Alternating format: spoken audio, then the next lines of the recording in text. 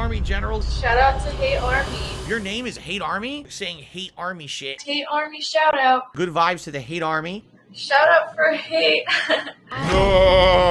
Let us talk about what I think about the initial gameplay of The Legend of Zelda Tears of the Kingdom. Alright, so yesterday I played this game for about 5 hours. It was 3 hours on my first premiere stream, and then it was about another 2 hours on the late night stream. Okay, you might say, well, how did it go? What did you think? I'll tell you. First of all, graphically, it is an improvement from Breath of the Wild. I can tell you that. However, it ain't much of an improvement. Alright, what I did notice was more detail in the environments, and in particular in things like the shadows and the water.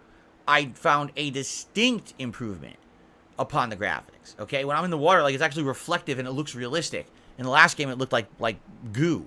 Okay, and the same thing with the shadows. Like, you know, the shadows didn't look that good in the first game, and this one they look way more detailed. Now, I should say something up front. I wanted to play Tears of the Kingdom. I wanted to play Breath of the Wild on the Switch. I bought a Switch specifically for it, and my Switch died the day that Breath of the Wild came out. Like, literally bricked, and I couldn't play it. So I had to play it on Wii U. So the only comparison that I have is, you know, Wii U version of Breath of the Wild versus Switch version of Tears of the Kingdom.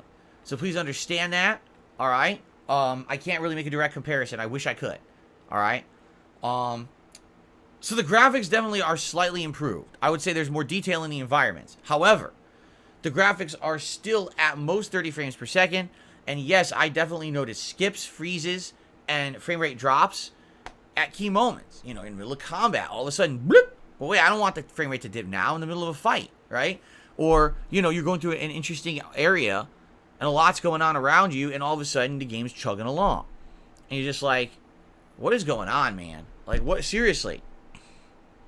Like, how is this a modern game that still runs like this? And the worst part about it is Nintendo's charging $10 more. They're charging $69.99 for Tears of the Kingdom. For what? I don't know. I honestly don't know. I'm like, you know, looking at how the game is performing, I don't understand where the extra money went. Because it literally looks like Breath of the Wild, which, by the way, isn't a knock or a slant. It's just, it looks like a game from 6 years ago. So where did the $10 go? And why did Nintendo feel like they were justified in charging it? It's a good question, okay? Now, the gameplay elements, all right? This is what I was most apprehensive and skeptical about, all right? So right off the bat, when you start with Tears of the Kingdom, you get introduced to all these new gameplay elements. There's basically, it's not really building, because I think the gameplay that they showed you as a preview made you feel more like you're going to be building things like Minecraft, and that's really not the case. What it really is kind of combining and sticking things together, as opposed to actually building things from the ground up. It's not like, oh, I have a formula where, you know, I need 10 tree branches and 3 pieces of twine and a stone, and I build a raft. It's more like, okay, so there's some logs around. There just happens to be a sail, which is really weird that there's just sails laying around in the environment, but they are. Maybe there's a motor on the ground or whatever, right? And then you use your new ability to essentially stick items together, like with glue. And it's actually funny because it looks like glue. It looks like green glue holding items together in the environment. And it works, but it is a little wonky and a little unrefined. And here's what I mean by that. Like, they try to make it be as easy as possible, but you can only move in 2 dimensions. You can only rotate things on either a horizontal or a vertical axis. You can't fully 3D rotate an item. And because of that, you're limited in the way that you can move an item. And if you want to get it a certain way, sometimes it can be very frustrating to rotate it to get it exactly the way you want. All right? There's also, it's kind of hard to create distance. Like, for example, if you have an item floating in front of you and you want to attach it to something right there, sometimes you can't really get the distance right. Oh, I just want to have it snap right next to the side. Oops, it's too far, it's too close. It's hard to get it in the right position. It doesn't feel like it's full control. It feels like they did their best with what they could do with a standard controller, you know, control scheme, but it really doesn't feel like that. You know, it doesn't feel like that. So, anyway, it's a little wonky. You want to stick stuff together, you can't necessarily get things to stick together properly. All right. As for how to solve puzzles, what I like about it, all right, is that basically you can do things in different ways, it seems. Like, it seems to me like, okay, so the obvious common sense way to do this is to build a platform, put a hook on it, have that hook on this big, you know, like metal rod, and then just have it like glide down almost like a gondola. But then it seems like there may be other ways to solve things as well. Like, there were things that I did more creatively. Like, instead of doing a standard platform, I made like a different shaped one that actually made it a little bit more interesting, or made it a little bit more easy to build or whatever. Or maybe it was a little bit more stable than the elements that were put right in front of me. An example of this is, I came out of a temple, and I take that back. I came out of a cave, and there was a temple above me that I needed to do.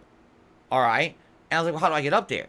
So I found 5 giant trees, chopped them down, stuck them all together, and made this huge log bridge to go up there. So I go up there, and people were like, well, actually, there was like multiple ways to do this. You did one, but you also could have climbed these vines that were kind of hidden on the other side, but you could have done this other thing too. And I was like, that's kind of interesting. That basically they present you with just do this, get there, and then they kind of toss you and say, do whatever you want. Toss you to the wolves. Figure it out. And there are, you know, multiple ways to do it. I'm actually really enjoying that part of it, the game, okay? Now, it's not just about the combining of things in the environment to solve puzzles. It's also about combining weapons. Now, this is interesting, but I am a little worried about this because it seems like any weapon you find in the game isn't very good. On its own merits, they're all weak. What it seems like is you need to find a weapon and then combine it with another item to make it good. So, for example, you find a giant long bow staff. Well, it's weak as shit, but it's got good range. So if you find spiky thorns, attach it to the end, now you've got a pointy spear, and now all of a sudden it's a damaging long-range weapon that's really useful, right? Or, you know, you got a sword. Sword's okay. You attach a rock or a giant boulder to the end of it, and now you've got a giant swinging club that does great damage and stuns things around you. It can also break down stone walls. So I do like this, but at the same time, it does seem like the entire game will be just combining items together like that, and never will you actually just find something that's good on its own merits. It's all about combine, combine, combine. Even the arrows, like the standard arrows suck. They're super duper weak, and they almost have no use. But if you combine an arrow with a fire plant, now you make a fire bomb. If you combine it with an actual real bomb, now you make an explosive, you see? It's neat, but at the same time, is it Zelda? And honestly, you know, here's what I can say. Like, there's other elements too. There's 2 more elements. There's one element, it's called, is it called Rise, where you just go straight up and you actually teleport through something that's standing directly above your head. And that's fine. It's an interesting mechanic.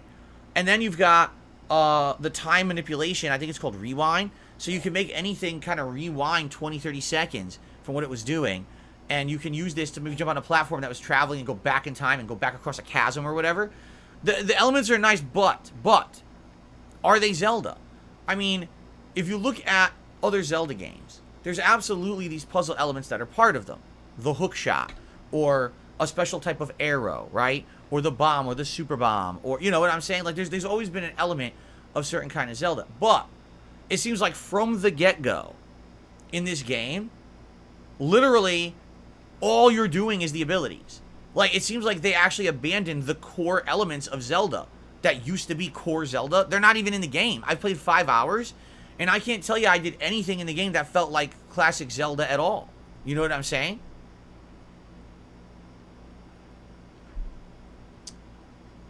So, if you like classic Zelda, there's almost none of it in here. And that's kind of a problem, I feel. There's going to be people who come back to Zelda after, you know, 5-6 years, every time, when they make a new iteration, and you're like, oh, this is exciting. We're going back to the classic tropes that we love, the things that we're used to. And with Breath of the Wild, I feel like what they did is they pushed the series in a new modern direction, which they needed to do, because Zelda games had felt very outdated for a while, because they weren't really updating them. They were just making them the same thing over and over. And when you're using outdated tropes, things like required backtracking and stuff like that, it becomes very frustrating and time-consuming, right? And then in Breath of the Wild, they kind of undid a lot of that. They made it like open world exploration. They made, you know what I mean? Like, and it was kind of a unique take, a different take on Zelda that pushed it into the modern era. But now in Tears of the Kingdom, it almost feels like They threw away everything from classic Zelda. It's all now tossed. Now it's all just these new elements. Get used to them because this is the whole game. Like them or not, this is what you're doing for the game. And listen, I don't hate the elements. I'm actually enjoying them, and I was actually nervous watching some of the gameplay that was revealed by Nintendo early on of this game, because I was like, man, if this is really the whole game, it might not feel good. Honestly, 5 hours in, and we're going to talk a little bit more because we did get out of the tutorial area and got to the open world, and we'll talk about that in a second. But 5 hours in, I think I've enjoyed everything I've done in the game.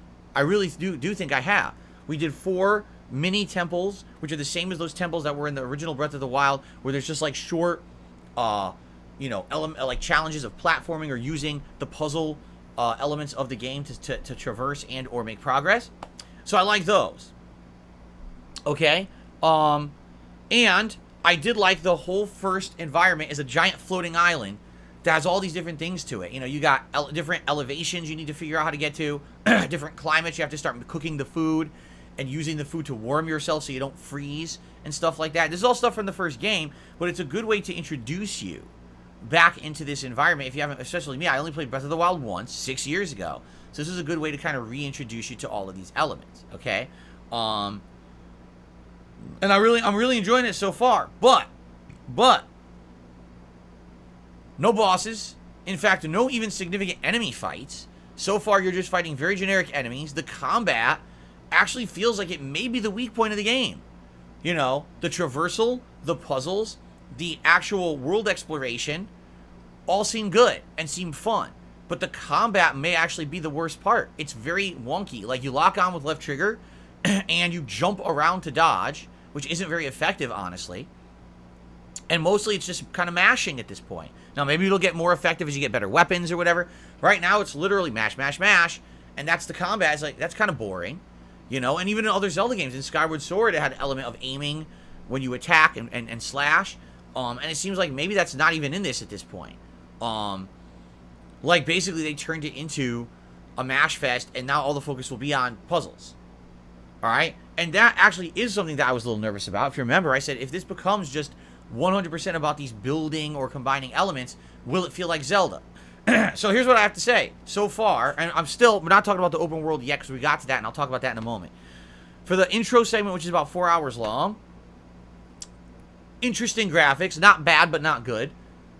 Awesome and interesting puzzle and gameplay elements. Great world design and exploration. I like the temples, and the story so far is good, but I don't think I'm playing Zelda. Like, I think that might be an issue. For those who like Zelda, I don't think the game plays like Zelda at all. I don't feel like this is Zelda. I feel like this is a new game franchise that Nintendo is now, you know, attempting to push to the forefront, and they've abandoned all their old things that used to make Zelda great. And are you okay with that? I mean, if you are, then that's great. But I think there are going to be some people who may play it and like, what happened? Like, why does it not, where are the classic Zelda things? There's even enemies here, like, there's an enemy called a like. Yes, the name of the enemy is actually a like. What is it? It's a big worm. And in classic Zelda, this enemy existed. I remember the stupid enemy called like, because it's the stupidest name ever. Alright? So it's in the game, but does it have anything to do with, like, Zelda gameplay? Not really.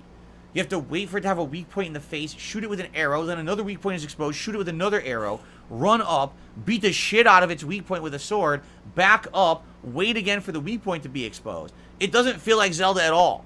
Really, it doesn't. It's like they really were going for something different here, okay? So, there you go. Now, after 4 hours of tutorial, yes, it takes 4 hours to get through the intro tutorial in the floating island. You finally jump down to the overworld of the game, which is the planet surface. And when you get there, immediately you're like, I feel at home. If you've played Breath of the Wild, you start looking around and you're like, okay, I look over here and I can see a temple that's glowing. Mark it on the map so I can go do it. You look over here. Oh, cool. There's a landmark out in the distance that looks really neat. You know we're going to get there at some point during the game and figure out what that is. Oh, look over here. We got a castle in the background. There's a tower to explore. Here's this, here's that. Enemies in the environment. And that's neat.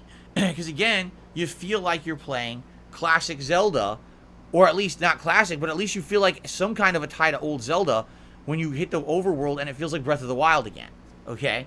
So at least in that regard, you got some ties to the older Zelda gameplay. All right, and I did enjoy that. We only played the overworld, I'd say, for maybe 30 minutes. We ran out of time.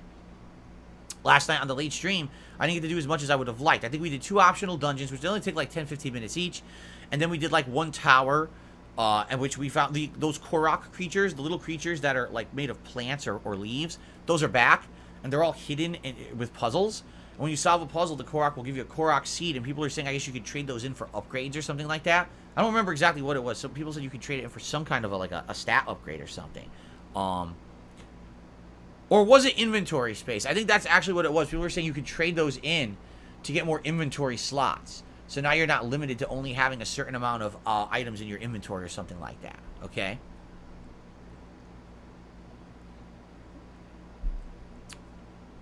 So, after exploring the open world for about 30-40 minutes, I was having a good time and we ran out of time. And I think that's going to be what the hook of this game is, just like Breath of the Wild. Is it necessarily the story that hooks you? No. Is it necessarily the dungeons that hook you? No. It really is the open world.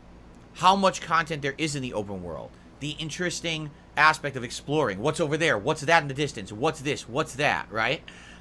All of that stuff seems interesting. And that's what hooks you. And I'm excited to jump into it tonight, because when I play it tonight, that's exactly what we're doing. Like, literally, that's what we're doing, because we're going to the open world and trying to jump in, you know, head first and seeing what we can discover. I might not even do story tonight, although it was recommended to me. If you advance the plot line, at least a couple story missions, you get the paraglider, which is essential for getting around for traversal. So maybe we should just focus on the story tonight to try to get through that, and then once we get the paraglider, then feel free to start exploring even further, right? So, yeah, that's what I think. I think tonight should be a fun stream. Now, guys, I'm just gonna say something. I don't want to pressure anyone. All right. What I'm curious about is what you guys think. All right, because I would like to give you some perspective here. First of all, the streams yesterday did pretty good.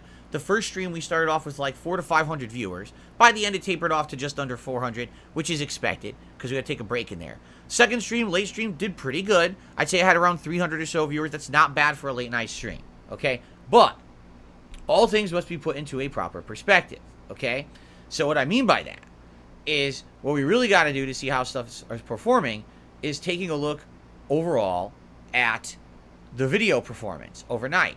And if I take a look at these Zelda videos from overnight, all right, part 1 has 1,600 views, and all the other parts have around 500 views out of 5 parts, 5 hours. Now, that's not even 24 hours these videos have been live on the internet. So it's definitely not something to judge by yet. But I can outright tell you, all right, that when I played like Resident Evil 4 Remake, when I played Dead Space Remake, even when I played Hogwarts Legacy, those games were getting way more attention than my Zelda playthrough is right now. Okay? And quite frankly, I'll be honest, I think my Zelda playthrough is good. There's some really funny moments of there of me kind of messing around and screwing up. I think the commentary is pretty good. Like, it's not like I'm not liking the game or I'm bored by it. I'm having a good time with it. I had great interaction with the audience. I do feel like it's a strong playthrough at this point. But I told you guys something. I absolutely told you guys something about a week ago. I said, I remember when I was playing Breath of the Wild, okay? And here's the deal, all right? People don't come to DSP Gaming for Nintendo games. And I know that's sad, because I think Nintendo games are some of the best out there. I particularly love the first-party Nintendo titles like Mario, Metroid, Kirby, Zelda, Donkey Kong, or Donkey Kong Country, I guess you could say, Pokemon, right? And that's just a few off the top of my head. I think these are outstanding games. I really feel that way, okay? And I think that there's already, sadly, big established gamers on YouTube who play Nintendo games. And most people who are seeking this out are going to find that before me. You know what I'm saying? Now, also, what you got to understand is this game leaked a week or two ago. So a lot of people who were interested in the game already kind of saw it or played it themselves already for free. Because the game leaked, Nintendo really effed that up. They really did. I don't know what they were thinking there. And they really screwed the pooch. So, you know, am I shocked that this game, at least within the first 12 to 15, 16 hours here of being uploaded, isn't doing amazingly on DSP Gaming? No, I'm not. I'm not shocked. But, really what's going to happen is, we need to judge long-term how it's going to do, and a lot of this is going to be based on stream performance, okay? Can I be honest? The last 2 days, we've had a very generous individual who's been coming to stream and basically supporting the streams in a crazy way. Say hello to Greg. Hi, Jinx. Wave to Greg. Hello, Jinx. Atta boy. That took me another week. Like, over-the-top levels of support, all right? 4 straight streams, we hit all of our goals. That's insane, right? But that's not going to last forever. In fact, I don't even think that they're here today. Come here, little Jinxie head.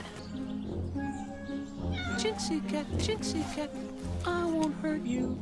You know? So, when that's not happening, right? Are people going to show up and support the Zelda streams? Or is it going to be like what seems to happen with every single Nintendo game I play? People seem gung-ho for me to play it, and then once I start playing it, oh, this is boring. Oh, I wish you played something else. Oh, it's just another Nintendo game.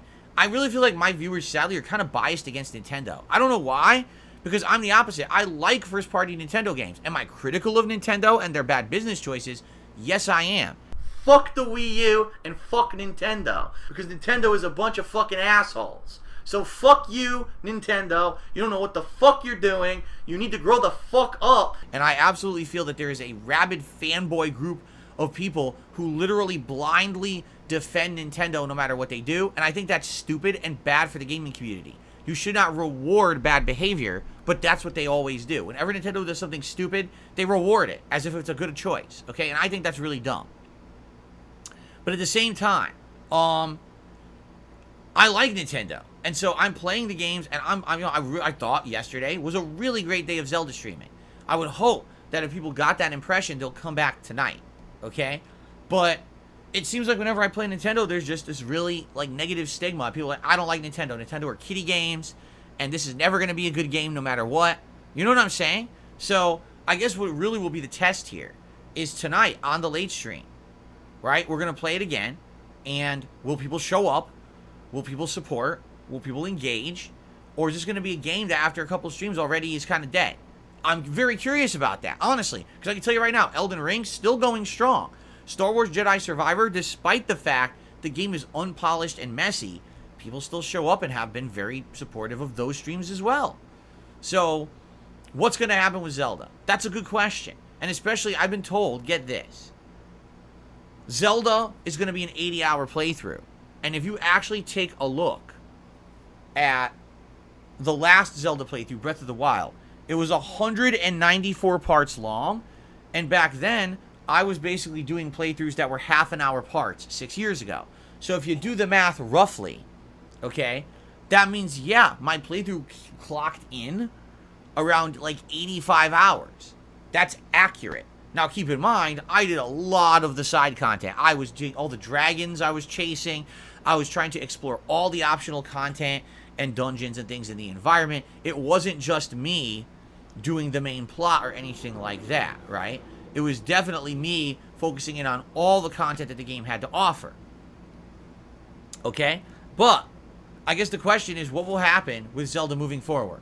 Will people want more of it? Will people want as more daytime streams? Will people support the streams? Or is it going to be, well, we saw the beginning, and now it's boring, so, you know, now we just complain constantly, Phil should be playing another game. I hope not. So far, I've really enjoyed it. I'm looking forward to more tonight. I'm actually legitimately looking forward to it, and I didn't know if I would. I was skeptical at first about Zelda. I was thinking maybe it wasn't going to be as good of a game because of what I had seen previously, but I'm enjoying the gameplay elements. Now we've hit the open world, and the open world is always really kind of addicting and fun, right? So, I hope you guys will join me tonight, 6:45 p.m. Pacific time, and I hope you'll continue to join me this week. The main stream on Monday is also Zelda 3 more hours. And then, again, Tuesday, the main stream is in your hands. You're going to be voting on what you want to see Tuesday. You have the ability to pick Zelda if you want. So, let's see what happens. All right, let's see and go from there. But I'm feeling good. Initial impressions are that it's really good. I'm enjoying myself. And I hope that you guys have enjoyed the first 5 hours. Give it a look. It's on demand here on DSP Gaming. if you get the chance. If you haven't yet, it's good content. You know, like I said, I actually was having fun, you know, razzing the plot a little bit, doing some commentary, laughing at my mistakes, and it was good. I had a good time with it. So I hope that you guys will give it a look. And again, join me tonight if you can. Okay?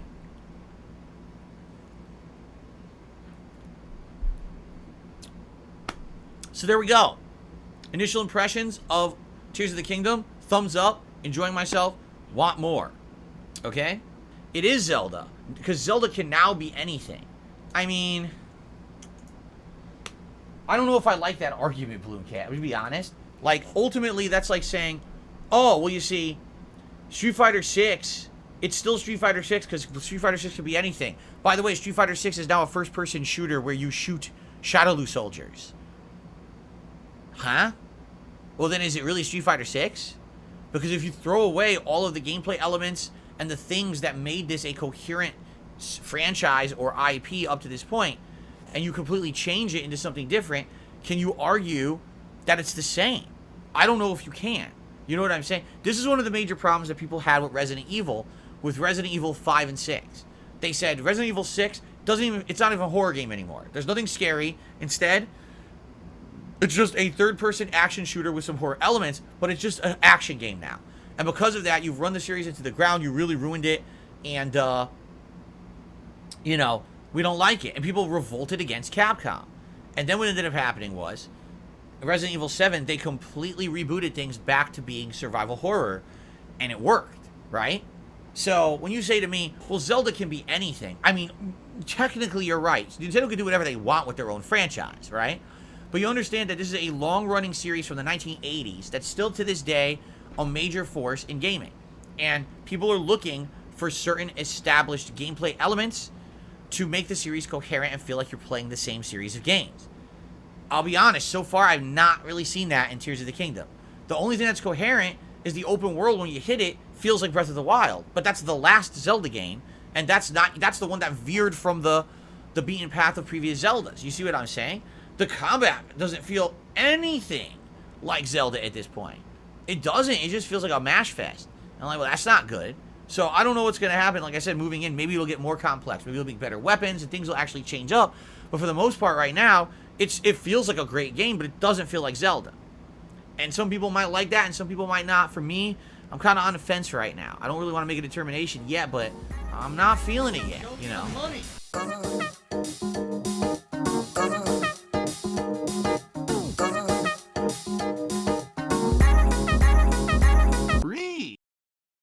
I need to learn about having sex with dead bodies.